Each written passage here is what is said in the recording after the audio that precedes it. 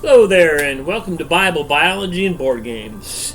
This is another board game video, and so the other two have videos, the other two topics have videos on my YouTube channel, and so feel free to check out either of those. What makes a game a great game? There's an age-old, I say age-old, I think this is one of the longest running discussions, debates, if you will, about board games. Theme versus mechanics. Theme being the artwork, the storyline, the backstory, the players, the things that you do in the game that would follow that theme, versus the mechanics, worker placement, area control, resource management, card selection, or whatever the mechanics might be. Like this. This is a sleeve of Oreos here. By themselves, these are fantastic.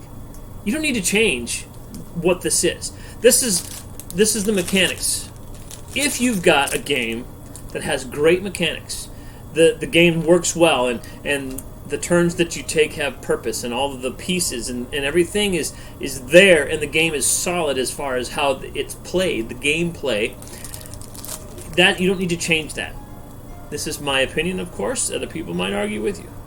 So if you have a very non-existent theme, but the mechanics of the game are solid, it will tend to be a good game. Okay? Here's what happens when you now have a good mechanic, but now you have good theme.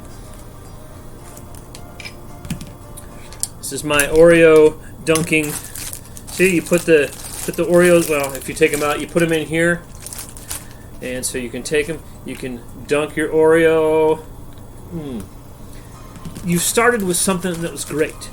Great mechanics, solid gameplay, and you've added now a theme. You've added extra layers. And so you look at the game, you look at the box, and you're like, wow, that's a beautiful artwork. I wonder what this game is about.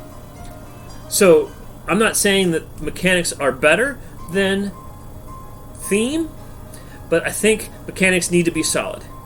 Theme can be a hook. Definitely can be a hook. If there's a title and you're like, I love that, and I have 6 games here with me that I'm going to show you real quick. 3 of them do great with the theme. Mechanics are pretty decent.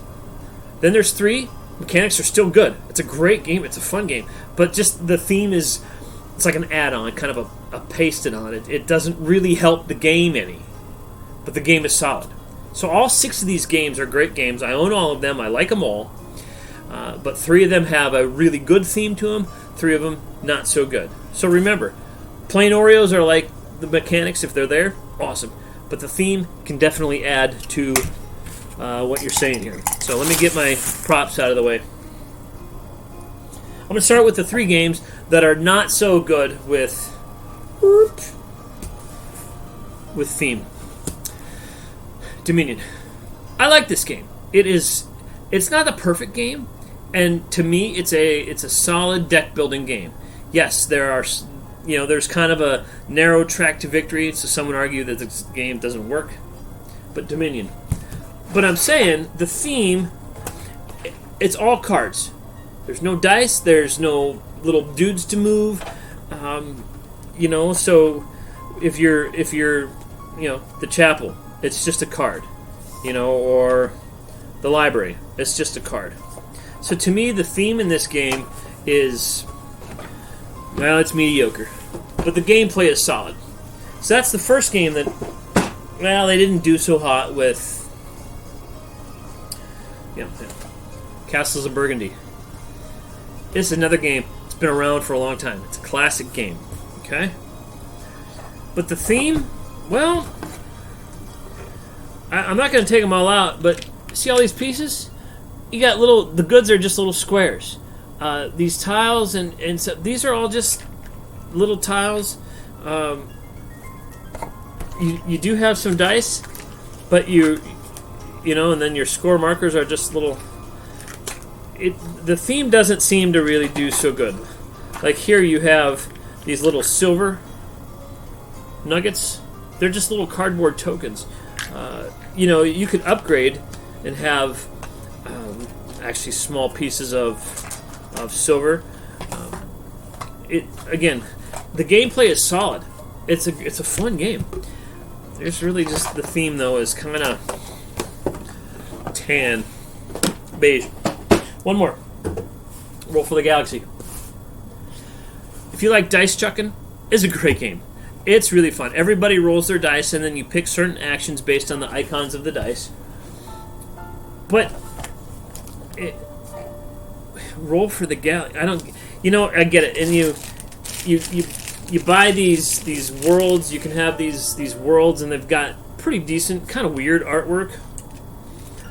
And all the icons and stuff aren't like the best. But see, the dice are cool, and you've got all these dice with. Okay. Again, to me, it doesn't feel like the theme really brings it home. Even the box, I mean, that's a cool picture, but it doesn't really... If my table's shaking, sorry, it's my... The theme, again, it's not awesome. But all three of these games, they're fun to play. They're good, solid games. Now, let me get into 3 games that did really well. First is Viticulture, the art of winemaking. All right. Theme, you are immersed in, just like dunking your Oreos, you are dunked in theme when you pull this out. All right. You've got your main board here that has all these spaces you can go. You can see there's vineyards and there's things. And then what you do on your player board, you plant grapes. That's the first step. But then you can harvest them. But certain grapes need certain kinds of buildings. So you have a windmill, or you have a trellis. You have your cellar that you upgrade. All these pieces are different. You can't really tell. Here's a rooster. That's how you wake up. Here's your grande maple. This is your windmill. Woo, little windmill. This is, I believe, your large cellar. All these pieces are different. Here's your grande worker, and he's got a different ability. This is your yoke, and so, and all 6 colors have all of these pieces. You have to crush your grapes. You have to combine the red and the white to make the blush. You have mama cards and papa cards. All of these things, you almost feel like you're making wine. And so ultimately you're fulfilling orders, and you're getting victory points, and that's how you win. But Viticulture does a fantastic job of making the theme match with the game. Solid, excellent gameplay, great theme. Okay, here's another one. Theme is great. Harry Potter and the Battle for Hogwarts. Okay, this is a cooperative game, so you are one of the 4 main characters, and so when you are fighting, let's say you use the Deluminator, right? Or you're casting a spell to do things. Maybe you've gotten enough coins where you can what's her name? Minerva, Professor McGonagall. You've hired her. She's your ally, so she's in your deck of cards, and it comes up. And so every turn, you're reacting to what the bad guys do, but then you're playing cards out of your own hand to put attack on the bad guys, or using your influence to buy more cards or spells or items or allies. But the theme is, it's very fun. You have a track meter with your heart. If you get down here, it's like you're stunned, so you don't die. You're not out of the game. Just for that round, you're done. But all of the cards and the artwork match. So game 7, right here, you don't play that one first. You start with game 1.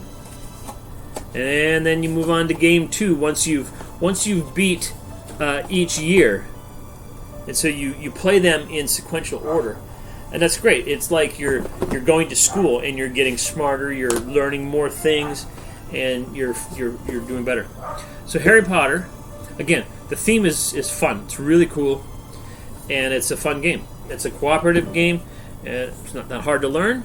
It's a good way to, instead of watching the movies, play the game. One more. The Grimm Forest. The Brothers Grimm, Hansel and Gretel, all those kind of fairy tales. Well, they've taken that and they've made it into a board game. And so what they've done is all of these beautiful components. These are like a hard plastic or a resin. You can build huts. You can build straw huts, wood huts, or brick huts.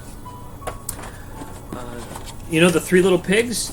Each player is a niece or nephew of those three little pigs. So here's the blue one. All of these miniatures, I might paint them someday. Well, maybe not. I'm not into that so much. Big Bad Wolf. Okay. But let's say you... here's a troll under the bridge. Right? Here's a giant. Okay. Like Jack and the Beanstalk. That kind of giant. So you've got all of these places. These are your player boards, beautifully illustrated kind of thing. But then you've got fable cards. Fable cards. Here's a cool thing. Here's your friend deck. And Little Red Riding Hood, Pinocchio, Jack the Giant Slayer, the Gingerbread Man.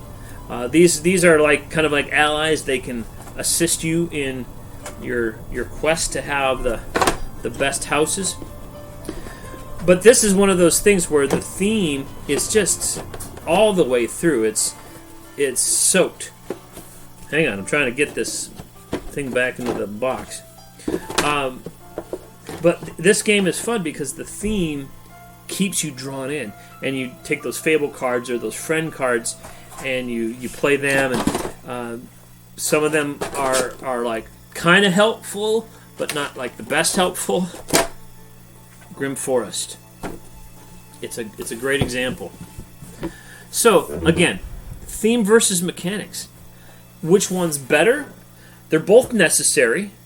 I would even argue that theme isn't completely necessary.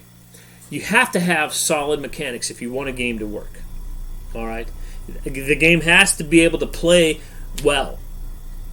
If it doesn't matter what the theme is. The theme will definitely enhance the gameplay. The theme can be a hook to draw you into like, wow, this is awesome looking. How does it play? Maybe the theme can help with some of the mechanics.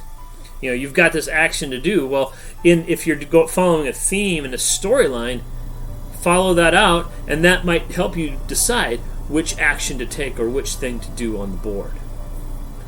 So theme versus mechanics. Did I answer the question? Perhaps. I've just given you some ideas of my perception on some of these games. Again, so Roll for the Galaxy, Castles of Burgundy, Dominion. Just 3 examples of not so great themed games, but good solid games, mechanically speaking. Both good games mechanically and good themes. Harry Potter, Hogwarts Battle, Grimm Forest, and Viticulture. So hey, if you've enjoyed this, I hope you have. Get a game to the table, play with your friends. It's snowing outside right now, so yeah, do that. Thanks for joining me, and we'll see you next time. Goodbye.